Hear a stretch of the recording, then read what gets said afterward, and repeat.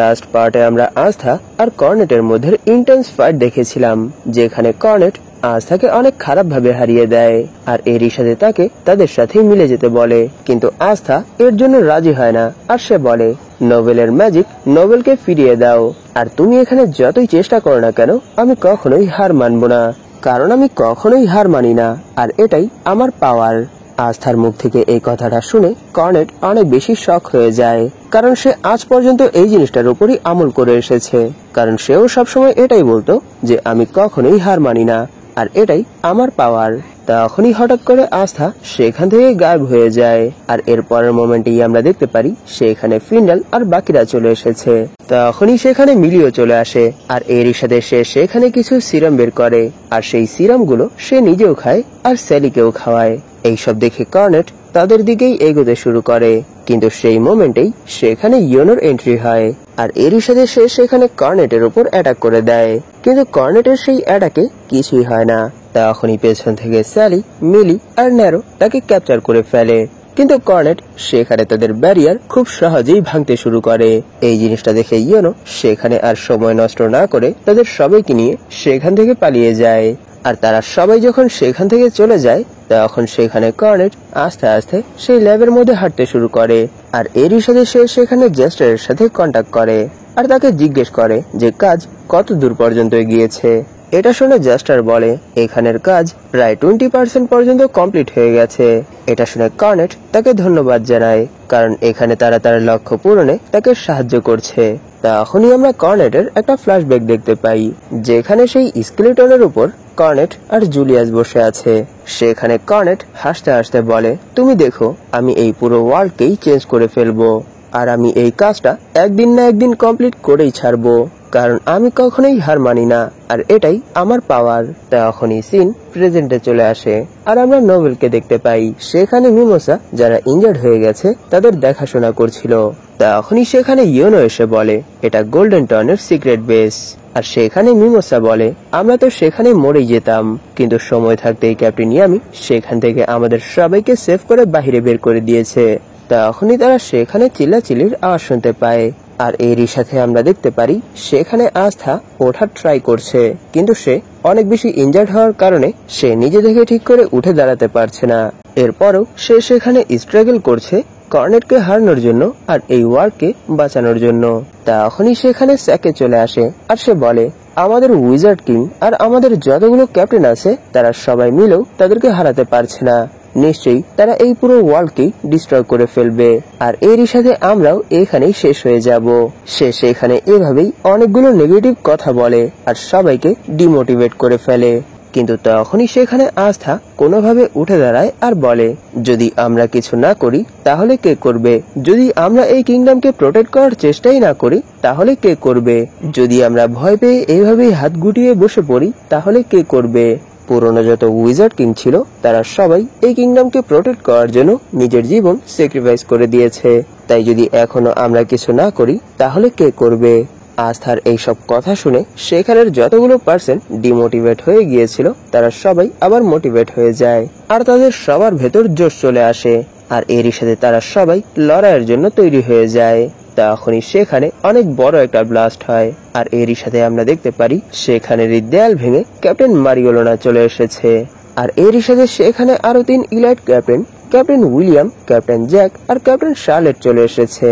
তখনই সেখানে ক্যাপ্টেন মারিওলোনা বলে কখনোই কোনো প্ল্যান ছাড়া কোনো অ্যাকশন নেবে না, আর তোমরা কোনো টেনশন করো না, কারণ এই কিংডমের প্রেজেন্ট সিচুয়েশন সম্পর্কে মার্কস আমাদেরকে সবকিছুই জানিয়ে দিয়েছে।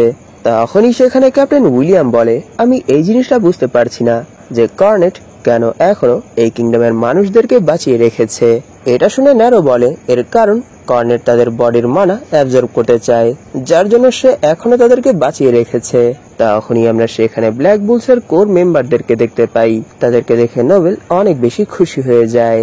তখনই সিন শিফট হয় আর আমরা দেখতে পারি তারা একটা মিটিং বসিয়েছে, যেখানে তারা এই জিনিসটার উপর ডিসকাস করে যে তারা কিভাবে কর্নেটকে হারাতে পারবে, আর সে এখানে এই ওয়ার্ল্ডকে ডিস্ট্রয় করার যে প্ল্যানটা করছে সেটা কি করে ফেল করা যায়। আর সেখানে তারা কিছুক্ষণ ডিসকাস করার পর তাদের কনক্লুশন বের হয় যে যদি তারা কর্নেটকে হারাতে চায় আর এই সব কিছু বন্ধ করতে চায় তাহলে তাদের সেই শাহী শর্টকে ডিস্ট্রয় করতে হবে। আর তাদের এই মিটিং শেষে যখন তারা লড়াইয়ের উদ্দেশ্যে সেখান থেকে যেতে শুরু করে, তখনই আমরা সেখানে আস্থাকে দেখতে পাই। সে সেখানে নিজের বডি পুরোপুরি হিল করে ফেলেছে। আর তার এখানে এই জিনিসটা এত দ্রুত করার কারণ সেও এই লড়াইয়ে জয়েন হতে চায়। তখনই সিন শিফট হয় আর আমরা ব্ল্যাক বুলসের বেস দেখতে পাই। আর এই সময় এই বেসের ভেতর শুধু গর্ডন আর হেনরি আছে। আর এখানে তাদের বেসের চারপাশে একটা ব্যারিয়ার লেগে আছে। আর আশেপাশে প্রিন্সিয়ার ম্যাজিক্যাল সোলজার এই সব কিছুর উপর নজর রাখছে।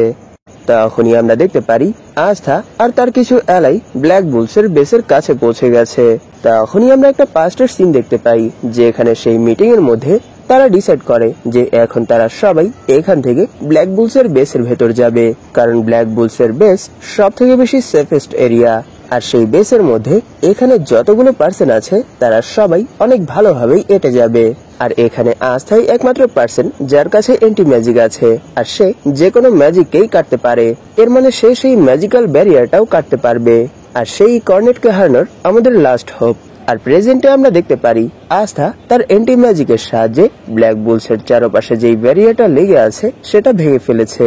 আর এরই সাথে তারা সবাই ব্ল্যাক বুলসের বেসের ভেতর চলে আসে।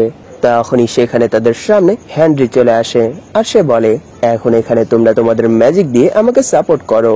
এর জন্য সেখানে সবাই এগ্রি হয়ে যায়।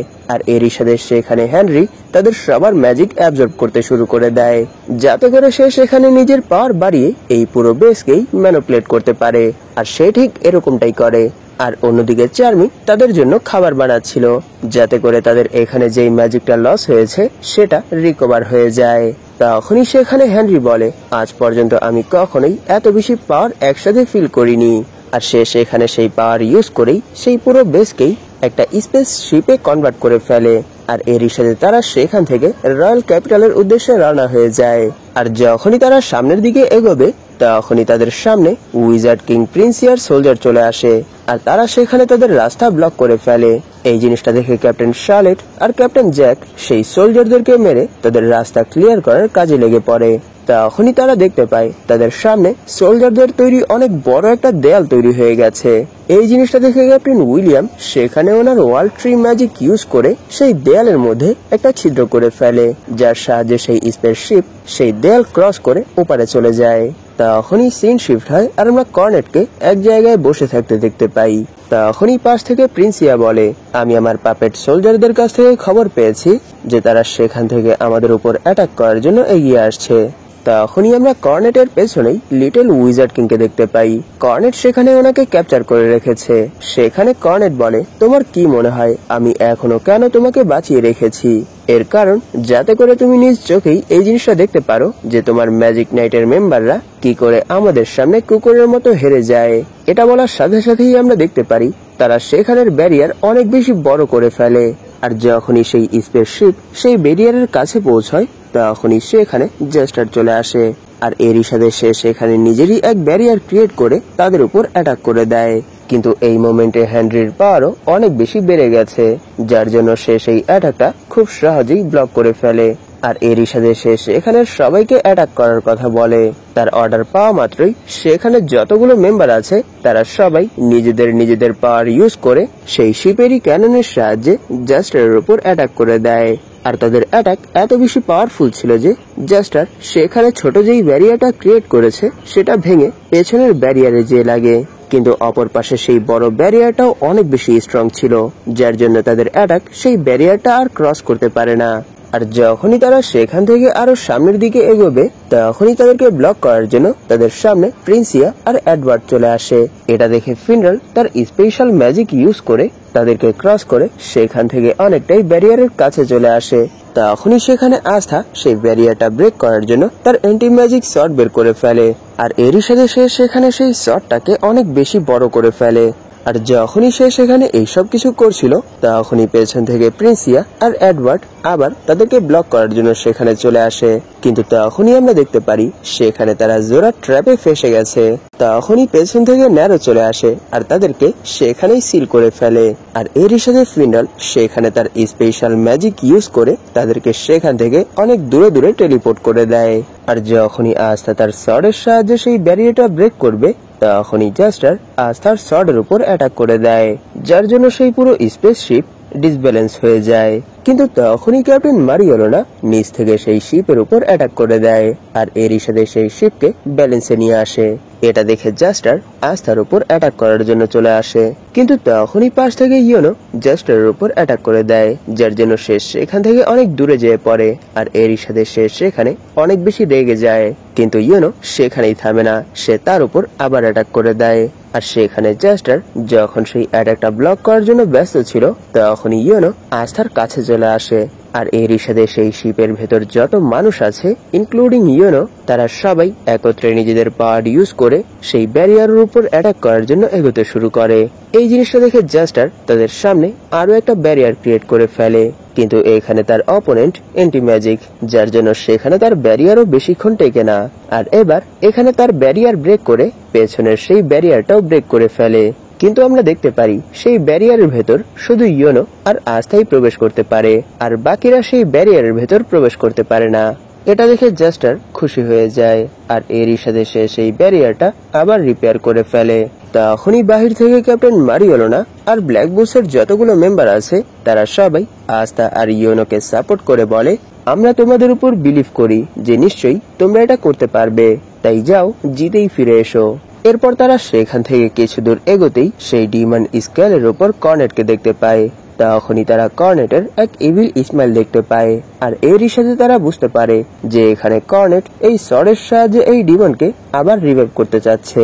আর যখনই তারা সেখানে কিছু করবে তখনই জাস্টার আস্থা আর ইয়োনোর উপর অ্যাটাক করে দেয়, কিন্তু সেখানে ইয়োনো সেই অ্যাটাকটা ব্লক করে ফেলে আর বলে, আস্থা তুমি যাও আর কর্নেটকে হ্যান্ডেল করো আর জাস্টারকে আমার উপর ছেড়ে দাও, আমি তাকে হ্যান্ডেল করে নেব। তখনই সেখানে ইয়োনো তার উইন্ড স্পিরিট সিলফকে সামন করে আর এরই সাথে তারা সেখানে মার্জ হয়ে তাদের আল্টিমেট ফর্মে চলে আসে। আর অন্যদিকে আমরা দেখতে পারি ব্ল্যাক বুলসের মেম্বাররা তাদের স্পেস শিপের সাহায্যে সেই ব্যারিয়ারের উপর কন্টিনিউয়াসলি অ্যাটাক করেই যাচ্ছে, কিন্তু এতেও সেই ব্যারিয়ারের উপর একটা স্ক্র্যাচও পড়ছে না। তখনই সিন শিফট হয় আর আমরা একটা ভলকানোর সামনে উইজার্ড কিং এডওয়ার্ডকে দেখতে পাই। তখনই সেখানে ফিনরালের স্পেশাল ম্যাজিকের সাহায্যে এক এক করে ব্ল্যাক বুলসের সবগুলো মেম্বার সেখানে চলে আসে। আর অন্যদিকে উইজার্ড কিং প্রিন্সিয়ার সাথে ফাইট করার জন্য সেখানে ক্যাপ্টেন মারিওলোনা চলে আসে আর সেখানে ক্যাপ্টেন মারিওলোনাকে দেখে প্রিন্সিয়া বলে, সত্যি আমার কি এখন এখানে এত উইক অপোনেন্টের সাথে ফাইট করতে হবে? এটা শুনে ক্যাপ্টেন মারিওলোনা বলে, তুমি যতটা ভাবছো আমি ততটা উইক না, আর আমি তো তোমার সম্পর্কে অনেক কথা শুনেছি যে তুমি অনেক বেশি স্ট্রং উইজার্ড কিং ছিলে আর তুমি কখনোই কোনো ব্যাটেলের মধ্যে হারোনি, তাই আমি এখন দেখতে চাই যে সেই সব কথা কি সত্য ছিল নাকি ছিল না। এইসব শুনে প্রিন্সিয়া বলে, ঠিক আছে, যদি এরকমটাই হয়ে থাকে তাহলে প্রথমে তুমি এখানে নিজেকে প্রুফ করে দেখাও। এটা বলে প্রিন্সিয়া সেখানে তার ম্যাজিকের সাহায্যে হাজারেরও বেশি সোলজার ক্রিয়েট করে ফেলে, কিন্তু আমরা দেখতে পারি ক্যাপ্টেন মারিওলোনা শুধু তার এক পাঞ্চের সাথেই সেই সবগুলো সোলজারকে শেষ করে দেয়।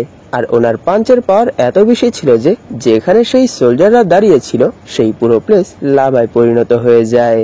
তখনই সিন শিফট হয় আর আমরা ইয়োনো আর জাস্টারের ফাইট দেখতে পাই, যেখানে ইয়োনো জাস্টারের উপর অনেকগুলো অ্যাটাক করে, কিন্তু জাস্টার সেই সবগুলো অ্যাটাক খুব সহজেই ডজ করে ফেলে। তখনই উপর থেকে অ্যাটাক করে জাস্টার ইয়োনোকে নিচে ফেলে দেয় আর এরই সাথে সেও সেখানে চলে আসে। তখনই সেখানে জাস্টার তার ব্যারিয়ার ম্যাজিকের সাহায্যে সেখানে অনেকগুলো ওয়েপেন ক্রিয়েট করে ফেলে আর এরই সাথে ইয়োনোর উপর অ্যাটাক করে দেয়, কিন্তু ইয়োনো সেই সবগুলো অ্যাটাকই খুব সহজেই ডজ করে ফেলে। তখনই আমরা জানতে পারি যখন ইয়োনো উপরে ছিল তখন সে জাস্টারের উপর যেই অ্যাটাক গুলো করেছিল সেই সবগুলো অ্যাটাক সে জাস্টারের উপর করেনি, সে সেই সেলগুলোর উপর করেছে যেখানে ক্যাপ্টেন ইয়ামি, ক্যাপ্টেন নজেল আর ক্যাপ্টেন ভার্মিলিয়ন বন্দী ছিল। আর এখানে ইয়োনোর সেই অ্যাটাক গুলোর জন্য তারা সবাই মুক্ত হয়ে যায় আর তাকে সাপোর্ট করার জন্য সেখানে চলে আসে। আর সেখানে আসার সময় তারা জাস্টারের উপর যেই অ্যাটাক গুলো করেছিল সেই অ্যাটাকে সেখানে জাস্টারের কিছুই হয় না। এইসব দেখে সে সেখানে আরো অনেক বেশি খুশি হয়ে যায়। তখনই সিন শিফট হয় আর আমরা দেখতে পারি ব্ল্যাক বুলসের সবগুলো মেম্বার উইজার্ড কিং এডওয়ার্ডের উপর অ্যাটাক করে দিয়েছে, কিন্তু সেখানে তিনি সেই সবগুলো অ্যাটাক খুব সহজেই ডজ আর ব্লক করে ফেলে আর তিনি তো সেখানে উল্টো তাদের উপরই অ্যাটাক করে দেয়। তারাও সেখানে কোনো না কোনো ট্রিক্স ইউজ করে ওনার অ্যাটাক থেকে নিজেকে সেভ করে ফেলে। আর এরই সাথে তারা ভাবছিল আমাদের এখানে তাকে ততক্ষণ পর্যন্ত ব্লক করে রাখতে হবে যতক্ষণ পর্যন্ত আস্থা তার কাজ কমপ্লিট করে ফেলবে না। তখনই সেখানে এডওয়ার্ড বলে, তোমরা সবাই আমার রাস্তা থেকে সরে যাও, নয়তো আমি তোমাদের সবাইকে মেরে ফেলবো। ওনার এই থ্রেট শুনে তারা সবাই এক জায়গায় জড়ো হয়ে যায়, আর এরই সাথে সেখানে তারা লড়াইয়ের জন্য তৈরি হয়ে যায়। আর এরই সাথে তারা সবাই একসাথে বলে, আমরা যতক্ষণ পর্যন্ত এখানে আছি ততক্ষণ পর্যন্ত আমরা কন্টিনিউয়াসলি তোমার উপর অ্যাটাক করেই যাব, আর তোমাকে এখানেই ব্লক করে রাখবো। এইসব শুনে এডওয়ার্ড সেখানে অনেক বেশি রেগে যায়, আর এরই সাথে তিনি সেখানে ওনার আলটিমেট স্কিল ইউজ করে, যার জন্য এই পুরো ভলকানোই বরফে ঢেকে যায়। আর সেখানের পরিবেশ হঠাৎ করে এত বেশি ঠান্ডা হয়ে যাওয়ার কারণে ব্ল্যাক বুলসের সবগুলো মেম্বার সেখানেই ফ্রিজ হয়ে যায়। তারা ঠিক করে সেখানে দাঁড়াতে পারছিল না, এমনকি তারা সেখানে শ্বাসও নিতে পারছিল না। তখনই সেখানে নোবেল এডওয়ার্ডকে জিজ্ঞেস করে যে তুমি এই সব কিছু কেন করছো। এটা শুনেই এডওয়ার্ডের একটা পাস্টের কথা মনে পড়ে যায়, যেখানে সে অনেক বেশি ইনজার্ড ছিল, আর সে সেখানে কাউকে বাঁচানোর চেষ্টা করছিল, কিন্তু সে তাকে বাঁচাতে পারে না। আর প্রেজেন্টে সে বলে, আমরা এই সব কিছুই শুধু এই জন্য করছি যাতে করে আমরা এই ওয়ার্ল্ডের মধ্যে অনেক বড় একটা চেঞ্জ নিয়ে আসতে পারি, আর এই ওয়ার্ল্ডকে এভাবে গড়ে তুলতে পারি যেখানে কোনো ডিসক্রিমিনেশন হবে না, যেখানে সবাই সমান হবে, কারোর মধ্যে কোনো ভেদভাব হবে না।